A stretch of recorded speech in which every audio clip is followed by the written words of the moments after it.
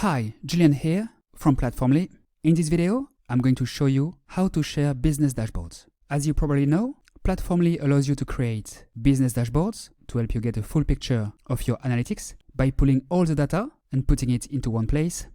This feature is particularly useful if you run a SaaS business, as it allows you to keep an eye on important metrics such as your number of active customers, number of new customers, churn rate, and so on. Very useful for e-commerce business owners as well, and any business selling products or services online.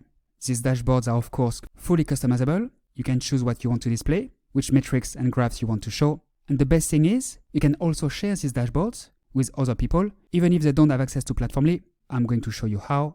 To share a business dashboard with someone, click on the settings cog located at the top right of the dashboard and click on copy public URL. A window will appear on the right. As you can see, you can password protect the URL, so only authorized users have access to it.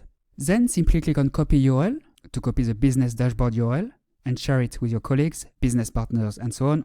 Just to confirm, it doesn't matter if they have access to your Platformly account or not. With this URL, they will be able to view your business dashboard. Let's copy the URL. I pasted it in my browser. Here I need to enter the password. I click on submit. And here is the dashboard.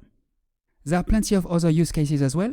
For example, you could copy this URL and paste it in a web browser and have it permanently shown on a TV screen, monitor, or tablet in your office. That way, you could constantly keep an eye on your metrics and make better data-driven decisions.